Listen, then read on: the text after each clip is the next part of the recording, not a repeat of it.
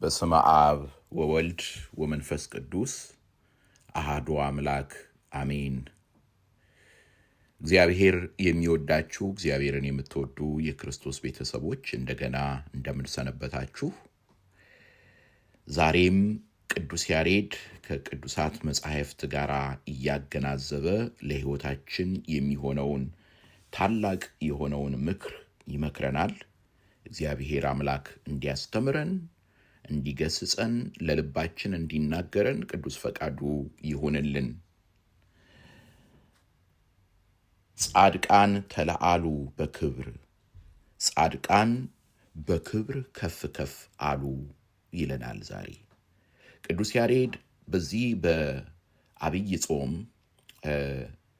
የደብረ ዘይት ሰሉስ ማክሰኞ ዕለት ስለ ቅዱሳን ጻድቃን ሰማዕታት በሰፊው ይናገራል።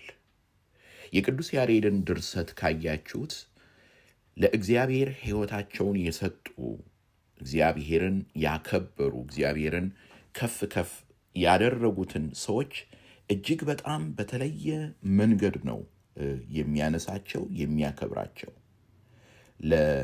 የዚህን ዓለም ነገር ንቀው በጾም በጸሎት ተወስነው የሚጋደሉትን በጸሎት እንደዚሁም ደግሞ በሰማዕትነት ሕይወታቸውን የሰጡትን በእግዚአብሔር ዘንድ ያላቸውን ክብር ይነግረናል። ስለዚህም በዛሬው ዕለት በሚያዜመው ዜማ ላይ እንዲህ ይለናል። ዕረፍቶሙ ለነፍሰ ጻድቃን ክርስቶስ ኃይል ወፀወን።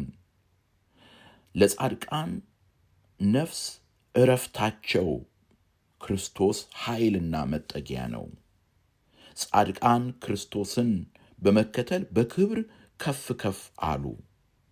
እርሱ የአባቴ ቡሩካን ሆይ ኑ ብሎ ጠራቸው። ጻድቃን በክብር ከፍ ከፍ አሉ። ስለ እርሱ ብለው ነፍሳቸውን የሰጡ ሰማዕትነትንም የተቀበሉ አሉ። ጻድቃን በክብር ከፍ ከፍ አሉ። ክርስቶስም ዋጋቸው የምትሆን ሰማያዊት ኢየሩሳሌም ሀገራቸውን ሰጣቸው። ጻድቃን ክርስቶስን በመከተል በክብር ከፍ ከፍ አሉ። በየክብራቸውና በየገድላቸው አይነትም አወረሳቸው። ጻድቃን ክርስቶስን በመከተል በክብር ከፍ ከፍ አሉ፣ መልካም ገድልን ተጋድለዋልና ይለናል። ሐዋርያው ቅዱስ ጳውሎስ በዕብራውያን ምዕራፍ 12 ላይ እነዚህን ቅዱሳን በዙሪያችን እንደ ደመና ያሉ ምስክሮች ይላቸዋል። ክላውድ ኦፍ ዊትነስስ።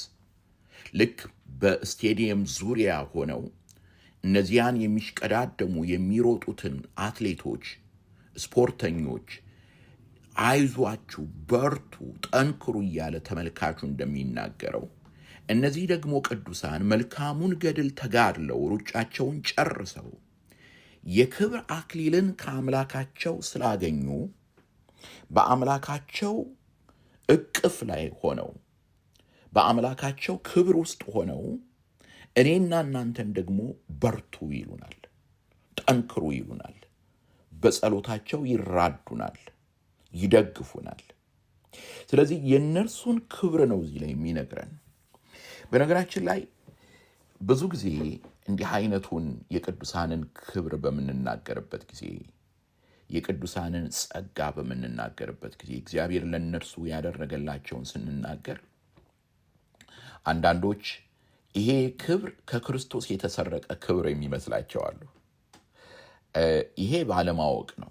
በነገራችን ላይ የጌታ ወንጌል ከተነገረ በኋላ ወይም ከተጻፈ በኋላ ወይም ከተሰበከ በኋላ የሚቀጥለውን ካያችሁት የሐዋርያት ሥራ ነው የሚለው። ግን በሐዋርያት አድሮ የሠራ እግዚአብሔር ነው። የሐዋርያት ሥራ ግብረ ሐዋርያት ወይም አክት ኦፍ ዚ አፖስትልስ የሚል ቃል ታገኛላችሁ። የሐዋርያት ሥራ ይባል እንጂ ከምዕራፍ 1 ጀምሮ በእነርሱ ውስጥ የሠራው በእነርሱ ውስጥ የከበረው በእነርሱ ውስጥ ከፍ ከፍ ያለው ወልደ እግዚአብሔር ኢየሱስ ክርስቶስ ነው። ቅዱስ ያሬድም እዚህ ስፍራ ላይ የሚነግረን ይሄንን ነው። ዕረፍቶሙ ለነፍሰ ጻድቃን ክርስቶስ ኃይል ወፀወን። የሚገርም ነው። ለጻድቃን ነፍስ ዕረፍት ክርስቶስ ኃይልና መጠጊያ ነው። ስለዚህ የቅዱሳን ክብራቸው ብቻም አይደለም፣ መጨረሻ ላይ የሚወርሱት አክሊላቸው ብቻ አይደለም። ክርስቶስ እሱ ያንን የቅድስና ሕይወት እንዲኖሩ ያደረጋቸው፣ ወንጌልን በአላውያን በካህዳያን በመናፍቃን ፊት እንዲሰብኩት እንዲናገሩት ያደረጋቸው፣ እንዲመሰክሩት ያደረጋቸው ክርስቶስ ነው። ኃይላቸው እርሱ ነው። ብርታታቸው እሱ ነው። ጽናታቸው እሱ ነው። ይህንን በሐዋርያቱ ታሪክ ላይም ታገኛላችሁ። እነ ቅዱስ ጴጥሮስ ምንም የማያውቁ ነበሩ። ጥቡዓን እንዲሆኑ፣ ደፋሮች፣ ጨካኞች እንዲሆኑ፣ መጽሐፍት የማያውቁ የገሊላ አሳ አጥማጆች ከብሉይና ከሐዲስ እንዲጠቅሱ ባለ አእምሮዎች ያደረጋቸው፣ ማስተዋልን የሰጣቸው፣ ከፈሪሳውያን እርሾ ተጠበቁ ሲላቸው ስለ እንጀራ የተናገረ ይመስላቸው የነበሩ፣ አሁን ግን ስለ ኃጢአት፣ ስለ ጽድቅ ዓለምን ለመውቀስ በአንዲት መበለት ይንቀጠቀጡ የነበሩ፣ ነገር ግን አሁን ግን በአላውያን ፊት እየተሰደቡ እየተደበደቡ እንዲናገሩ ያደረጋቸው፣ ኃይልና ጉልበት የሰጣቸው ወልደ እግዚአብሔር ኢየሱስ ክርስቶስ ነው። ለጻድቃን ኃይላቸው ክብራቸው እርሱ ነው። ስለዚህ እነዚህን ቅዱሳን በምናከብርበት ጊዜ፣ እነዚህን ቅዱሳን ክብራቸውን በምናይበት ጊዜ ክብራቸው ወልደ እግዚአብሔር ኢየሱስ ክርስቶስ ነው። ይህን ነው ሁልጊዜ የምንናገረው። ክብራቸው ወልደ እግዚአብሔር ኢየሱስ ክርስቶስ ነው። የሐዋርያውያን አበውን፣ የቅዱሳኑን፣ የሰማዕታቱን ስንናገር ሁልጊዜ የምንናገረው ይሄንን ነው። ቅዱስ ያሬድ እዚህ ስፍራ ላይ የሚነግረን ይሄንን ነው። ክርስቶስ ኃይላቸው ነው። ክርስቶስ መጠጊያቸው ነው። ያለ እርሱ አንዳች ነገር የላቸውም። በዚህ ሰዓት እንዲሁም ይሄንን ቃል በምናስብበት ጊዜ ቅዱስ ጳውሎስ ለቆሮንቶስ ክርስቲያኖች የተናገረውን በሁለተኛ መልእክቱ ላይ፣ መቼም ሁለተኛ ቆሮንቶስ ቅዱስ ጳውሎስ ስለ ሕይወቱ በብዛት የተናገረበት ነው። እዚያ ስፍራ ላይ ክርስቶስ አስተማረኝ ያለውን፣ ክርስቶስ ተናገረኝ ያለውን ማሳየት ጥሩ ነው። ምንድን ነው ያለው? ያ በሽታ እንዲለይለት 3 ጊዜ በጸለየ ጊዜ ምንድን ነው ያለው? ጸጋዬ ይበቃሃል፣ ኃይሌ በድካም ይገለጣል ነው ያለው። ደካማ የሆነ ሕይወታቸውን ለክርስቶስ በማቅረባቸው ክርስቶስ የኃይሉ መገለጫ አድርጓቸዋል።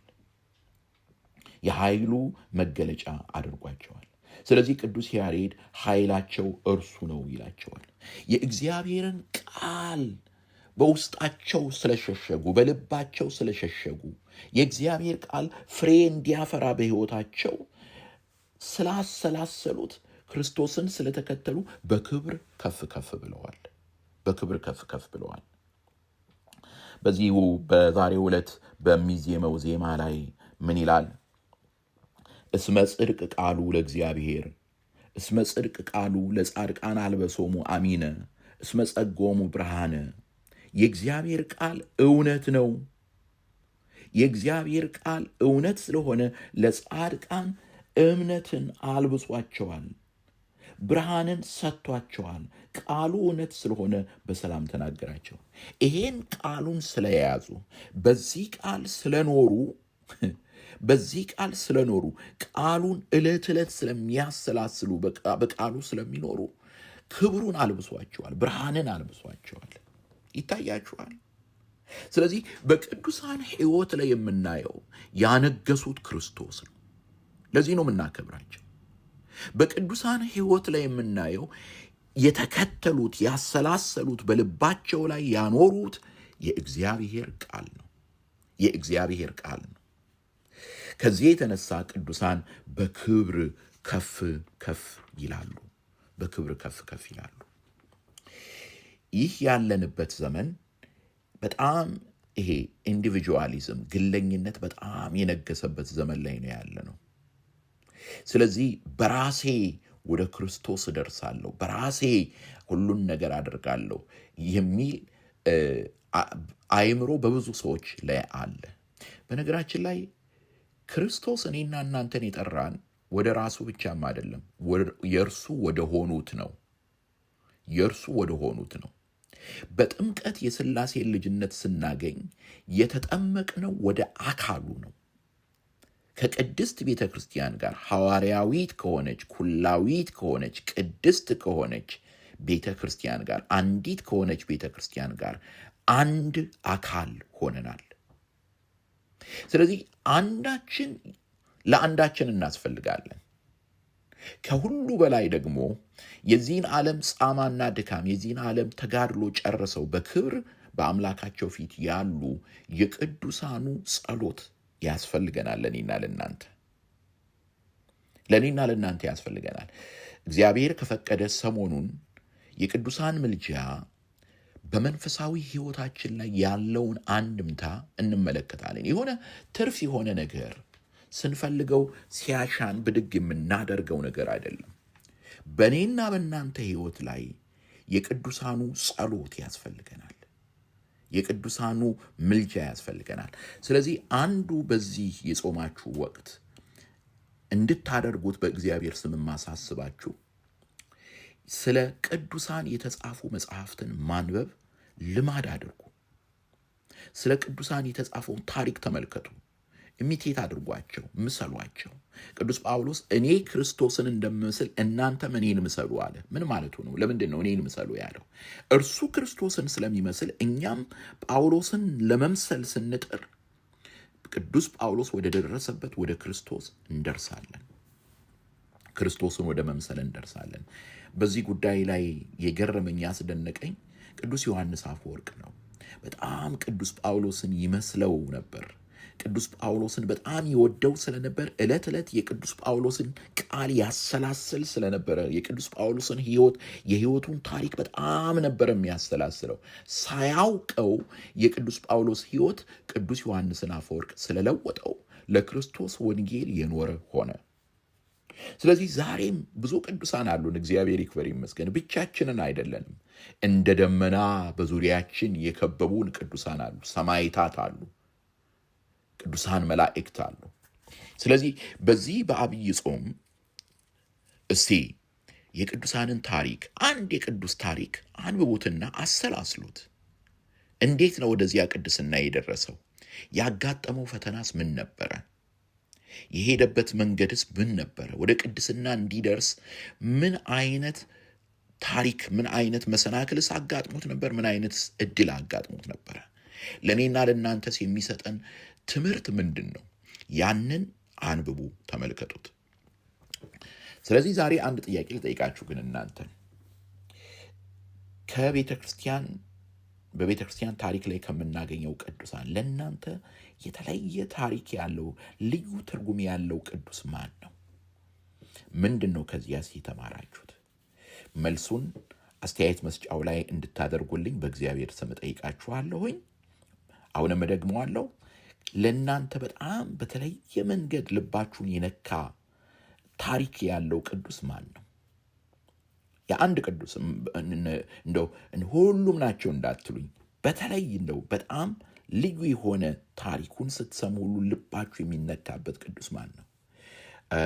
የተማራችሁትስ ምንድን ነው? ምንድን ነው ያስተማራችሁ ለእናንተ ሕይወት? ያንን በአስተያየት መስጫችሁ ላይ እንድታስቀምጡ ጠይቃችኋለሁ። ዩቲዩባችንንም ሰብስክራይብ አድርጉ። የዚህ ቻናላችን አባል ሜምበርም መሆን ትችላላችሁ። የሜምበርሺፕ ሊንክም አለው እዚያው የዩቲዩብ ቻናል ላይ ሜምበርም መሆን ትችላላችሁ። ሰላም እግዚአብሔር ከእናንተ ጋር ይሁን። አሜን።